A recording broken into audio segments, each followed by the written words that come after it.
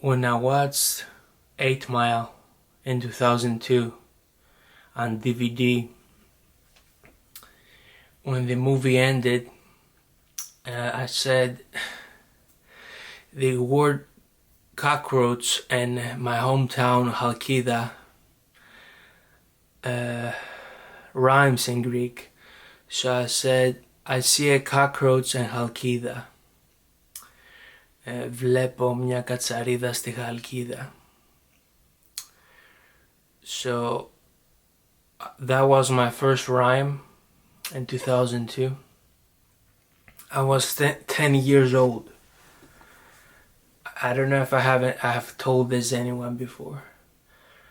In 2002, I heard on the radio the "Sing for the Moment" song by Eminem, and my mom told me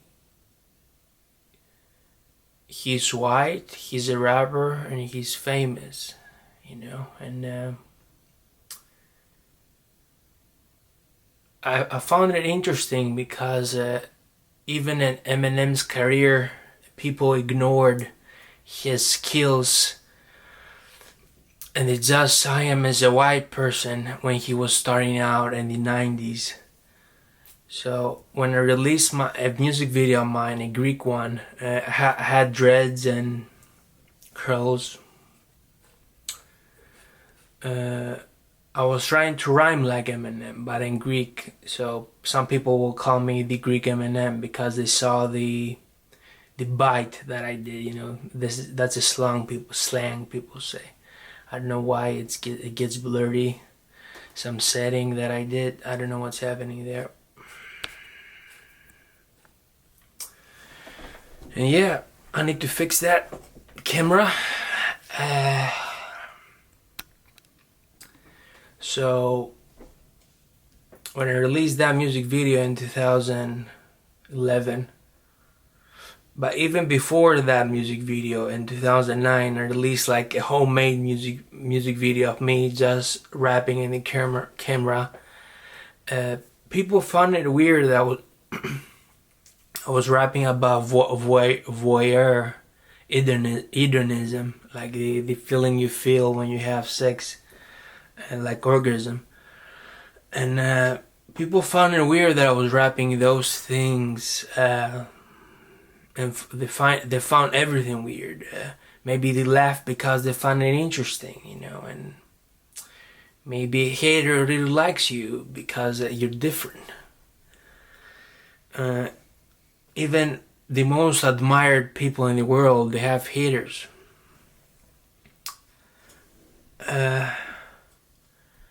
So yeah, I wanted to adopt that style.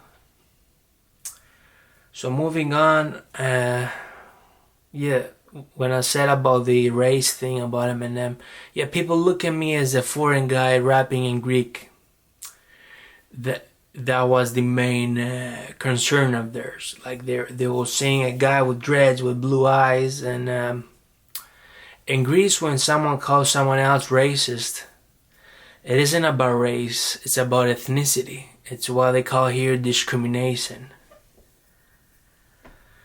In America, when you call someone racist, it's about race. But in Greece, when you call someone racist, it's like when you say someone sexist, and that's being a sexist person.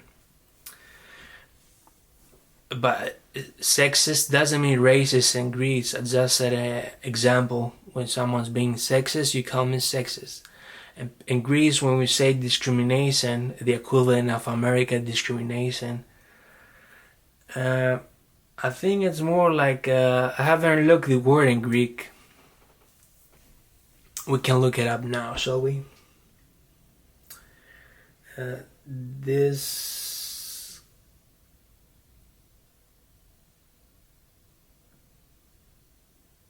discrimination.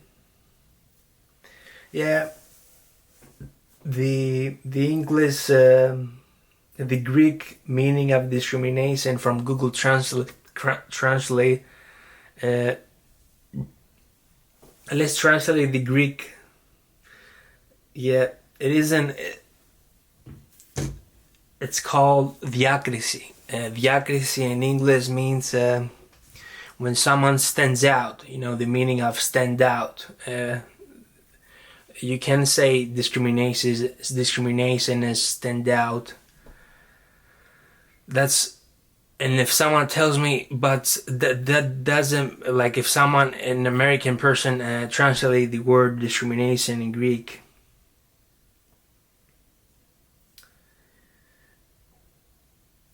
then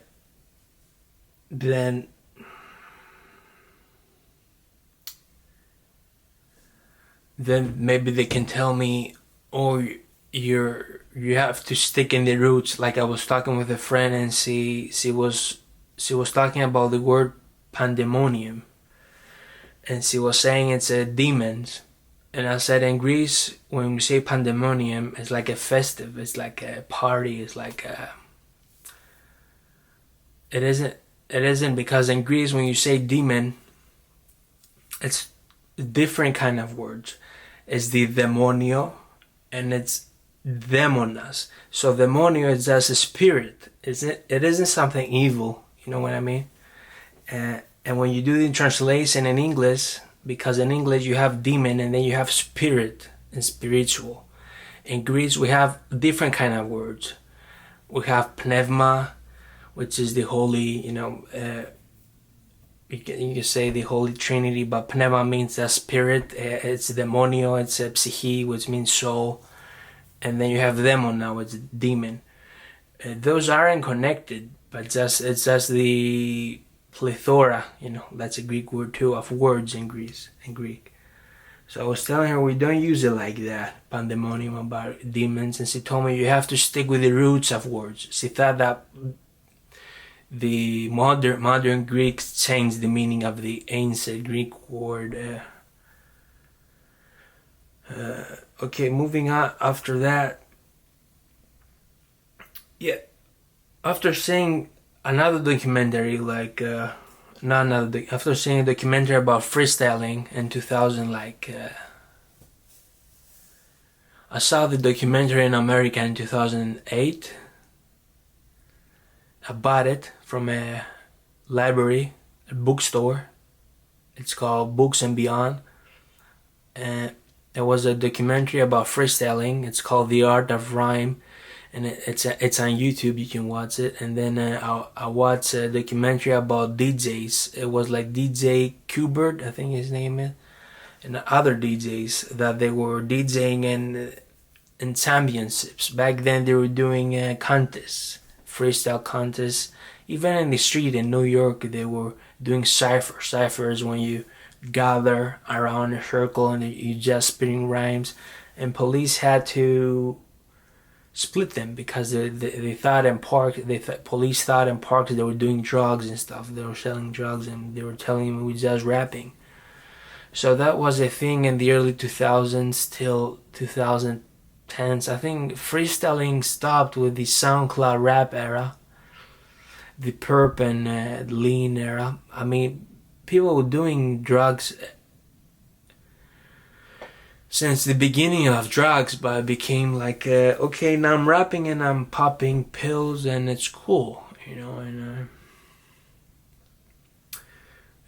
the freestyle forgot, like rappers like Lil Pump or like other rappers that they don't freestyle, they don't know how to freestyle. It's a different kind of rap. Like I met a neighbor in the summer, and I told her that I'm rapping, and the first thing she asked me was if I'm doing drugs. And there's Greek singers that they're legends, and in the Greek industry and music. One of them is top of my head now. I have to remember his name. I always forget his name. He was huge back then, I don't know, in the 80s, maybe. He died of heroin, and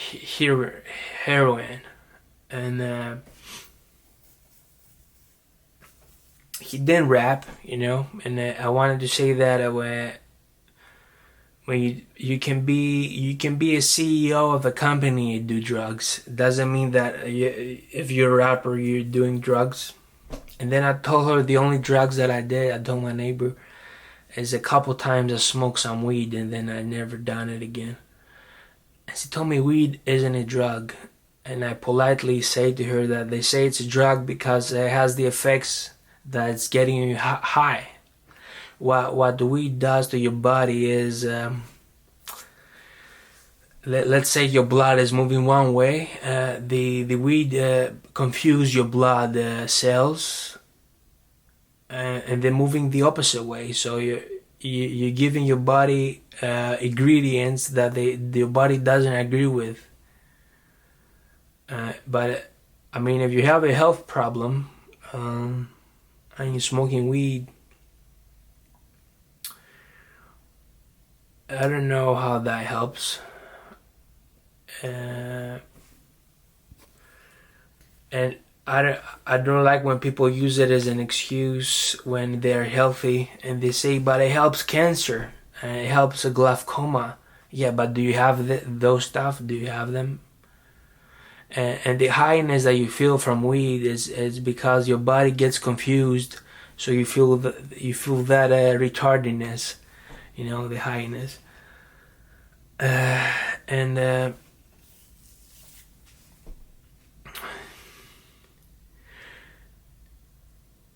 the final part of this story time is that I was freestyling a lot in my hometown back in 2010, 2009, 2008, 2011. I was freestyling a lot, like my school years, my high school years. And I thought I could say anything to anyone. Like I said the word retard now. You cannot say that anymore, you know what I mean? Back then, I thought, now it's more sensitive. The world is more sensitive with social media and stuff. Back then it wasn't so sensitive, but you like one time I said to a guy in the rhyme that you're an alcoholic and you think you are a whore's son or something. But in Greek it rhymes. He didn't punch me in that moment. He said, okay, he's rapping. We just continue rapping and rapping and rapping. He was saying stuff. I think he was saying stuff about my parents also. I did not hit him. After a while, he was rapping, and for an effect, he hit me.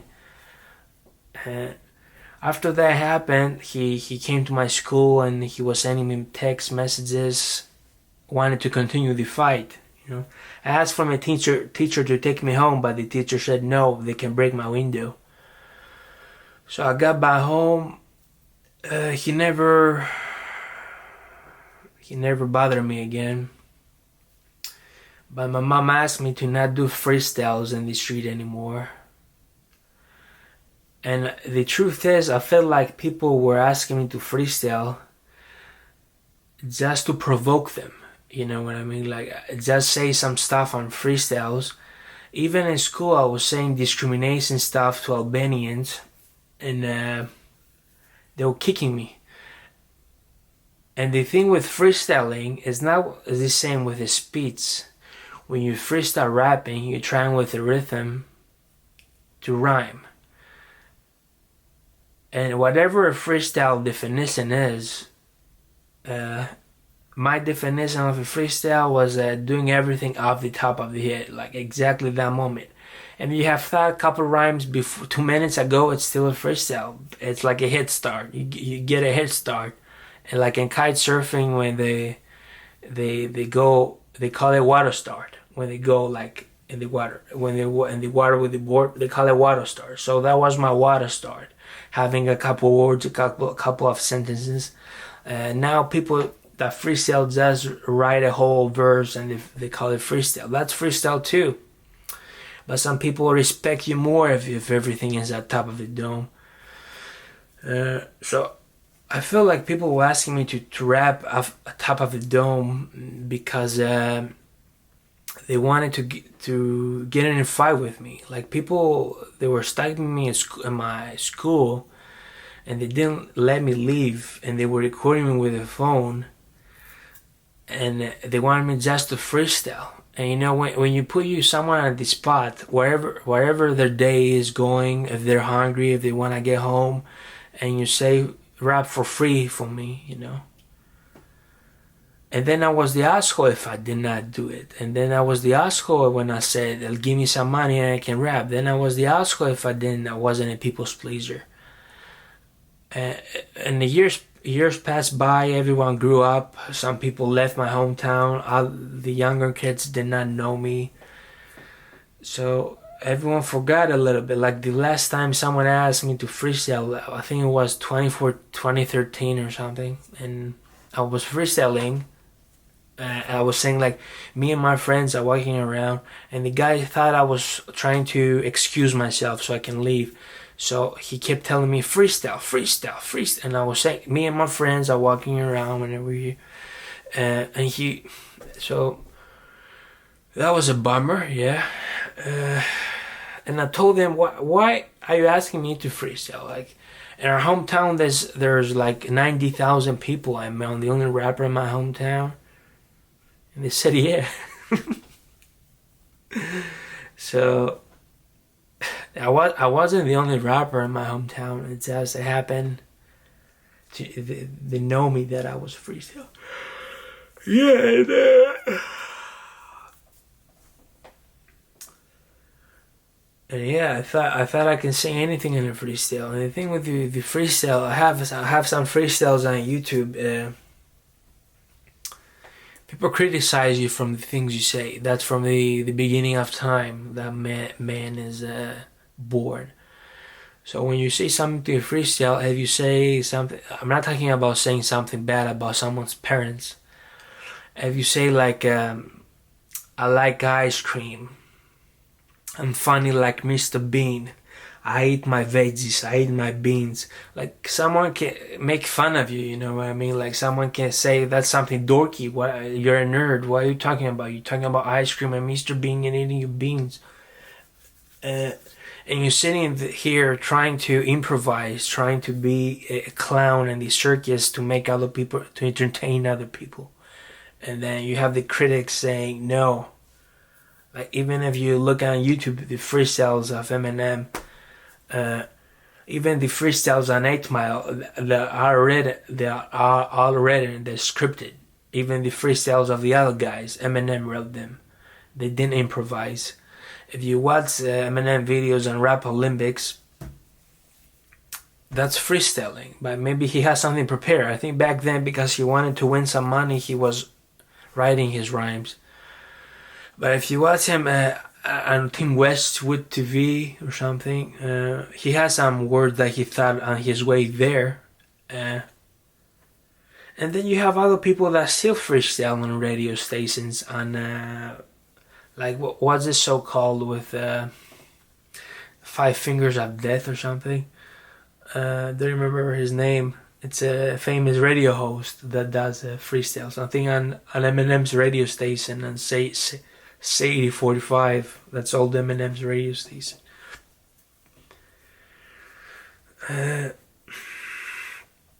So that was my story time for freestyling. Even some freestyle that I did on YouTube, people will laugh at me. People will say, well, you know, some people, you impress some people. Like, maybe some people don't like what you're saying, but you impress them because you're creative, and that means more than anything. Even if someone doesn't like you and tells you in your face, I don't like you, but I respect what you're doing with music. You know, that's deep. I haven't had anyone tell me in my face that, even on the internet. And the internet, either people say you're bad or good, you know. Peace.